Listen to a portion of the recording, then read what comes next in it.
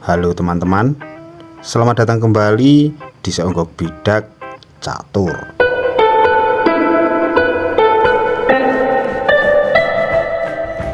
Bagaimana kabarnya hari ini kalian? Saya doakan semoga kalian beserta keluarga senantiasa diberikan kesehatan, kemurahan rezeki, dan dimudahkan segala urusannya. Di kesempatan yang baik ini, saya akan membahas tipis-tipis permainan catur antara Indonesia melawan Malaysia. Ya, ini Indonesia melawan Malaysia yang ketiga kalinya yang saya bahas. Dan lagi-lagi kedua negara rival ini bertemu di SEA Games 2022 Vietnam antara Iren Karisma Sukandar melawan Putri Az-Zahra. Putri Munajjah Az-Zahra lahir di Malaysia pada tahun 2001. Ia bergelar Women International Master pada tahun 2019. Oke, langsung saja kita ke partainya. Iren putih, Az-Zahra hitam. Iren memulai dengan pion pergi ke E4. Dibalas oleh Az-Zahra pion D5 menawarkan pertukaran. Penawaran diterima, pion pukul pion dan Menteri Hitam memukul pion Iren. Kuda Iren kini berkembang ke C3 mengancam Menteri Hitam. Lalu Menteri Hitam menyelamatkan diri ke A5. Pion putih ke D4, dibalas pion hitam pergi ke C6. Lalu gajah terang putih keluar kandang ke C4 dan hitam mengeluarkan gajah terangnya juga ke F5. Kuda putih ke F3, lalu pion hitam memberi jalan terhadap gajah gelapnya. Kini gajah gelap putih mengancam menteri secara tidak langsung, sehingga menteri pergi ke C7 dan putih mengeluarkan menterinya ke E2. Sampai di sini Iren diuntungkan. Semua perwiranya telah berkembang. Hanya tinggal rokade dan semuanya sudah siap bertempur. Sementara hitam mayoritas perwira masih stay di kandangnya, sehingga ia mengembangkan kudanya pergi ke F6. Lalu kuda putih menempatkan dirinya di petak yang proporsional, yaitu di E5. Hitam menawarkan pertukaran dengan membawa kudanya pergi ke D7 dan dibiarkan saja oleh putih. Putih memilih rokade panjang dan pion hitam mengancam gajah terang putih ke B5. Lagi-lagi ancaman dibiarkan oleh Iren dan Iren memilih menukarkan kudanya di petak D7. Kuda pukul kuda dan kuda hitam pukul kuda. Lanjut, gajah terang putih pergi ke B3 dan pion kini mengancam kuda maju selangkah ke B4 dan kuda putih pergi ke A4. Kuda hitam bermanuver pergi ke F6, dijawab putih dengan membawa pionnya ke A3. Gajah gelap hitam kini keluar pergi ke D6, memberikan sinyal bahwa hitam akan melakukan rokade pendek. Lalu putih membawa bentengnya pergi ke F1 dan hitam kuda ke E4, mengancam gajah gelap putih. Gajah ke E3 dan benar saja, hitam rokade pendek. Saya yakin bahwa teman-teman semuanya pasti akan setuju dan paham. Jika rokade terbalik, putih rokade panjang dan hitam rokade pendek maupun sebaliknya, maka akan terjadi serangan yang brutal. Atau minimal permainan menjadi semakin seru karena ada jual beli serangan dari arah berlawanan. Lalu apakah permainan ini akan brutal atau biasa-biasa saja? Kita lanjut.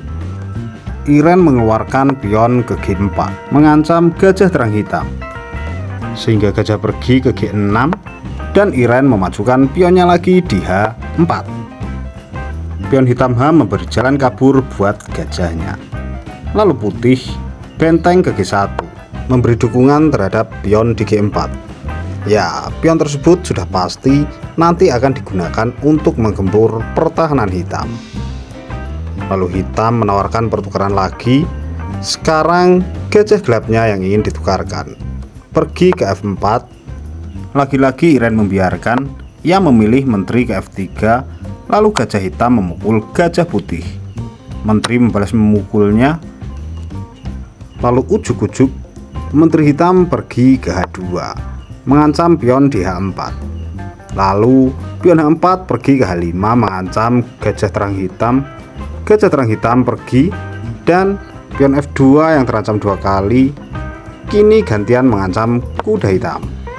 Sebelum kuda hitam pergi, menteri memilih menawarkan pertukaran, namun Iren menolak dengan membawa menterinya pergi ke F4.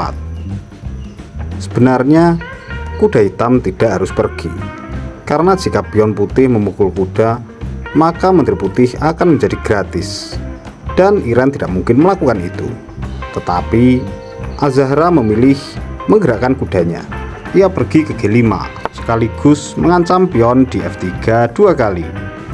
Lalu putih memberi dukungan terhadap pionnya, dan menteri hitam kabur ke G1. Menteri putih kini kembali ke E3. Lalu benteng hitam pergi ke D8, disusul manuver kuda putih ke C5. Kali ini jika hitam tidak hati-hati, menterinya bisa terkurung dan terjebak, sehingga ia membawa menterinya pergi ke G3. Diteruskan putih benteng ke E1. Lanjut kuda hitam pergi ke H3, dan benteng putih F mengancamnya di H1. Benteng hitam ikut meramaikan di lajur E, dan kuda putih pergi ke B7 mengancam benteng D. Benteng balik mengancamnya di D7, dan kuda kabur ke A5 mengancam pion hitam di C6. Menteri hitam merasa terpanggil, lalu ia turun ke bawah ke C7 melindungi pion sekaligus mengancam kuda putih, dan kuda putih pun pergi ke C4. Dijawab kuda hitam ke F4 menyelamatkan diri. Kuda putih melakukan manuver lagi ke E5 mengancam benteng. Dan sadarkah kalian bahwa ini adalah langkah kesalahan dari Iren? Ya, Iren blunder di sini karena kuda hitam bisa mengancam benteng dan menteri secara bersamaan. Dan benar saja itu dilakukan oleh hitam, sehingga Iren harus menyelamatkan menterinya. Lalu benteng Iren dipukul mentah-mentah oleh kuda hitam. Di sini Iren tidak memilih memukul benteng hitam, tetapi ia menukarkan kualitas dengan bentengnya memukul kuda, sehingga benteng hitam pergi ke D8. Dilanjutkan menteri putih memukul pion di B4. Sampai di sini Iren ketinggalan kualitas materi. Ia hanya memiliki 1 benteng dan 2 perwira minor, sementara hitam memiliki 1 perwira minor dan 2 benteng. Namun Iren masih diuntungkan dengan keunggulan posisi yang sedikit lebih bagus. Oke, baiklah, lanjut. Langkah berani dari hitam, pion lemah mengancam kuda di F6, lalu kuda pergi ke G6. Merasa hitam unggul kualitas, ia menukarkan gajahnya dengan kuda. Gajah pukul kuda dan pion putih memukul gajah. Dilanjutkan menteri hitam skak di F4, dan kini menteri Iren menutupnya. Wow, berani sekali si Iren. Namun putih tidak langsung memakannya. Ia lebih memilih memukul pion terlebih dahulu. Baru setelah menteri hitam memukul pion, dan Iren menukarkan menterinya. Ia sudah kalah kualitas, tapi masih berani menukarkan menterinya. Menteri pukul menteri dan benteng hitam memukul balik. Sekarang putih pion 6, hitam pion 6. Hitam 2 benteng, putih 1 benteng dan 1 gajah terang, sehingga tentu ini tidaklah imbang. Secara jelas hitam lebih unggul 2 poin, ditambah pion putih 1 menumpuk. Namun bak bermain di pos ronda, Iren pantang menyerah. Ia masih melanjutkan permainan. Ia mengancam benteng hitam dengan membawa pionnya ke C3. Benteng pergi ke D6 melindungi pion E yang terancam 2 kali. Putih pion F ke F4, dan raja hitam pergi ke F8. Dilanjutkan putih dengan benteng E4, lalu hitam pion maju ke E5.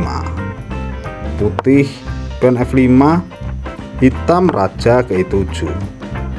Putih benteng ke-4 mengancam pion di A7, sehingga benteng hitam melindungi di D7. Dan benteng putih berganti mengancam pion di C6. Lagi-lagi benteng hitam melindunginya dan raja putih pergi ke D2. Benteng hitam ke B8, raja putih C2. Hitam mengorbankan pion ke H5.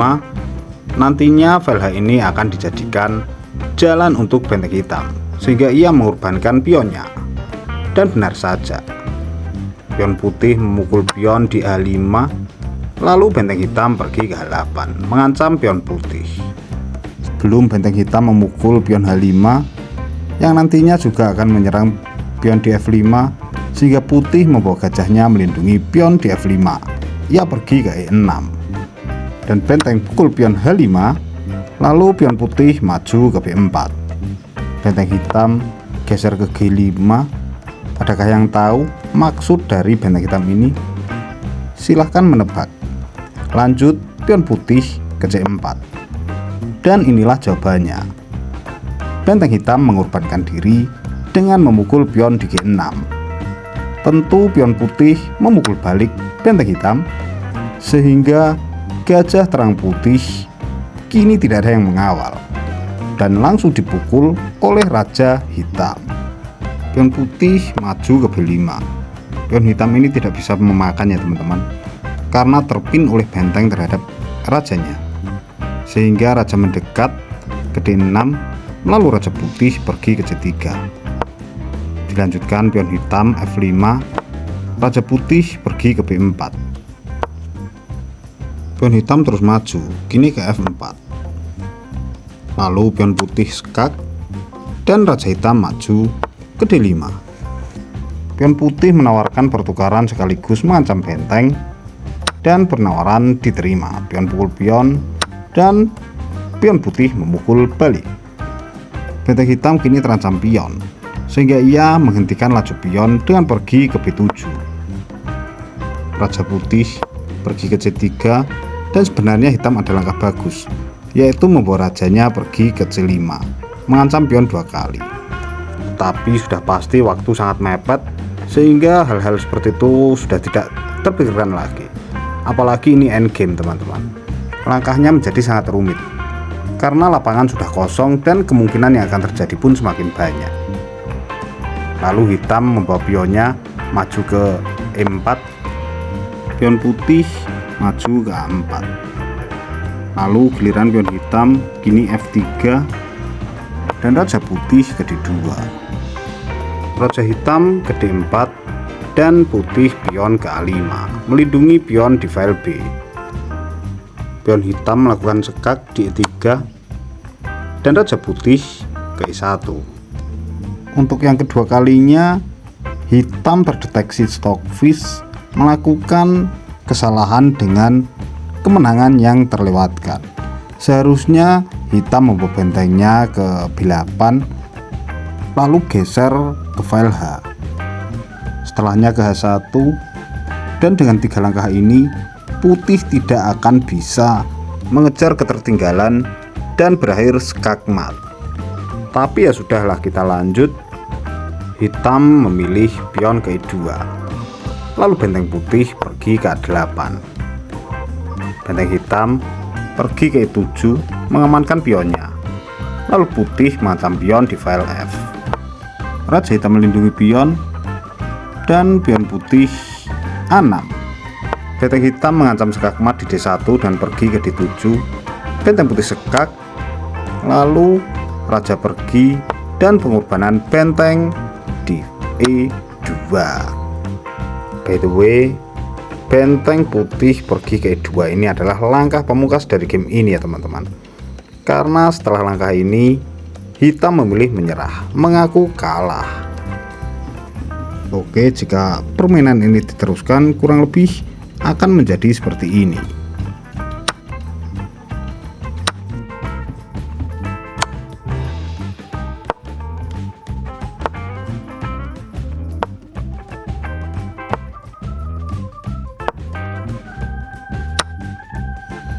Ya, pion promosi menteri, dan sudah bisa dipastikan bahwa hitam akan kalah telak saat ini. Baiklah teman-teman, cukup sampai di sini dulu video kali ini. Selamat buat Iren Karisma Sukandar dan Indonesia tercinta. Kurang lebihnya mohon maaf yang sebesar-besarnya. Jika berkenan silahkan like, subscribe, dan share. Tapi ditonton saja juga sudah tidak apa-apa. Jika kurang berkenan silahkan melakukan kritikan, memberi saran dan masukan, tentu sangat kami tunggu di kolom komentar. Akhirul kalam, terima kasih sudah menonton dan wassalamualaikum warahmatullahi wabarakatuh.